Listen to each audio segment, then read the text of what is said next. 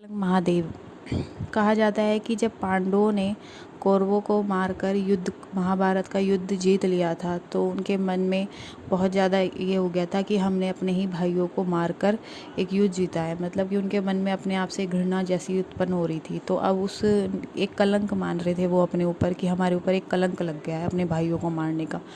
तो उसी कलंक से मुक्ति पाने के लिए पांचों पांडव श्री कृष्ण के पास गए और उन्होंने श्री कृष्ण से पूछा कि कुछ ऐसा उपाय है कि जिससे हमने जो ये पाप कमाया है अपने भाइयों को मार के, भले ही हमने ये युद्ध जीत लिया है पर फिर भी हमें अपने आप से घृणा आ रही है कि हमने अपने ही भाइयों को मार दिया है, तो हम इस पाप से मुक्ति पा सकते हैं क्या।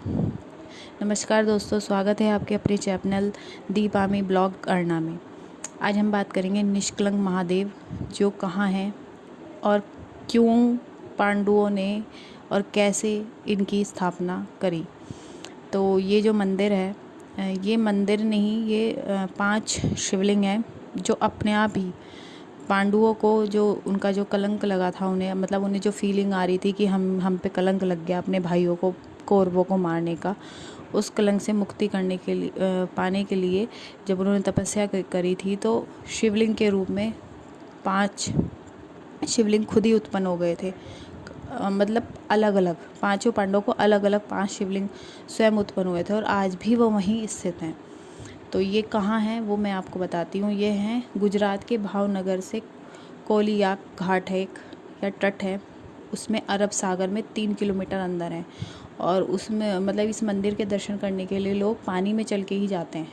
और कहते हैं कि जब ज्वार बहुत ऊपर होता है तो सिर्फ उस पे जो मंदिर पे झंडा लगा हुआ वो और एक खंभा ही दिखाई देता है, और उसको देख के आप अंदाज़ा नहीं लगा सकते कि उसके अंदर शिवलिंग या कोई मंदिर भी स्थित होगा। ये जो शिवलिंग है, 5 शिवलिंग, ये एक वर्गाकार चबूतरा है उस पे है, और उसी के बगल में एक तालाब भी बना हुआ है। और 5 जो शिवलिंग है, 5 शिवलिंग के साथ नंदी भगवान भी हैं। और जो तालाब है उस तालाब को पांडव तालाब भी कहा जाता है कि लोग उसमें पहले अपने हाथ पैर धोते हैं, उसके बाद इन 5 शिवलिंगों की पूजा की जाती है। तो इस जो स्टोरी है, ये स्टोरी मैं आपको या हिस्ट्री आपको इस मंदिर की बताऊंगी कि ये कैसे बना मंदिर और कैसे मतलब पांडवों को निष्कलंक करा गया इस मंदिर के द्वारा। तो जब वो लोग, मैं आपको बता रही थी कि जब श्री कृष्ण के पास पहुँचे तो श्री कृष्ण ने पूछा उन्होंने पांडवों ने कि हम क्या करें कि हमें आत्मग्लानि हो रही है कि भाई हमने अपने भाइयों को मार दिया है और भले ही हमने युद्ध जीत लिया पर हमें अच्छा नहीं लग रहा, हमें मतलब अंदर से अपने आप से घृणा हो रही है, तो हम इस चीज़ से कैसे मुक्ति पाएँ। तब उनको एक झंडा और एक काला झंडा दिया और काली गाय उन्होंने श्री कृष्ण ने पांडवों को सौंप दी और कहा कि इसको फॉलो करो, मतलब कि इन दोनों अनुसरण करो, इन दोनों को छोड़ दो और जहाँ जाके ये दोनों मतलब झंडा और गाय सफ़ेद हो जाएं, समझ लेना वहाँ तुम्हें अपने पाप से मुक्ति मिल गई। अब बहुत दिन तक वो लोग अलग अलग जगहों पे भटकते रहे, लेकिन वो ना तो झंडा और ना गाय मतलब सफ़ेद नहीं हुए। फिर भावनगर के कोलिया तट पे जाकर वो गाय और वो झंडा सफ़ेद हो गया, तो वो 5 पांडव बहुत खुश हुए। और फिर ये भी बोला था श्री कृष्ण ने जहाँ ये सफ़ेद हों वहाँ आपको शिव की तपस्या भी करनी है। तो जब वो वहाँ सफ़ेद हो गए तो वहाँ 5 पांडवों ने बैठ के काफ़ी दिन तक तपस्या की और फिर कहते हैं स्वयं शिवलिंग वहाँ प्रकट हुए। वो शिवलिंग आज भी वहाँ स्थित हैं और वो पाँचों पांडवों को 5 अलग अलग रूप में उन्होंने दर्शन दिए और सभी शिवलिंग के साथ नंदी भगवान भी उपस्थित हैं। और एक तालाब भी है और उस तालाब को पांडव तालाब कहा जाता है। उसी में लोग हाथ पैर धोकर फिर उन मतलब शिवलिंगों के दर्शन करते हैं या पूजा करते हैं। और एक मान्यता और भी है कि कहा जाता है कि कोई जिसकी मतलब जो लोग जिनकी डेथ हो जाती है, मर जाते हैं, उनकी राख को शिवलिंग से मतलब शिवलिंग पे चढ़ाकर अगर पानी में छोड़ दिया जाए तो उन्हें मोक्ष मिल जाता है। तो लोग ऐसा भी वहाँ आके करते हैं, मतलब अस्थियों को कहते हैं ना, विसर्जन भी होता है वहाँ। और ये भी कहा जाता है कि जो मतलब वहाँ पे भाद्र की अमावस्या होती है ना, उस दिन बहुत बड़ा मेला लगता है और पूर्णिमा और अमावस्या को बहुत भीड़ होती है उस मंदिर में, क्योंकि जो ज्वार होता है ना वो बहुत ज़्यादा अमावस्या और पूर्णिमा को होता है। तो देखने लोग इसलिए दूर दूर से लोग इस चीज़ को देखने आते हैं। और सोचो समुद्र के बीच में है तो रोज़ हर वक्त जल अभिषेक तो होता ही रहता है खुद ब खुद शिवलिंगों का।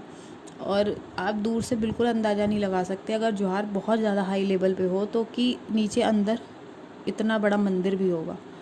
तो जो मेन मंदिर है वो मैं आपको फिर से बता देती हूँ। गुजरात के भावनगर से कोलियाक तट पे 3 किलोमीटर अंदर अरब सागर में है ये मंदिर, और बहुत बढ़िया मंदिर है। और मुझे लगता है, और ये भी कहा जाता है कि एक चमत्कार और भी होता है वहाँ, कि जो वहाँ के मतलब भावनगर के महाराज हैं, उनके जो वंशज हैं, अब तो खैर वो महाराज नहीं है, पर उनके जो वंशज हैं वो वहाँ पर मंदिर पे झंडा फहराते हैं।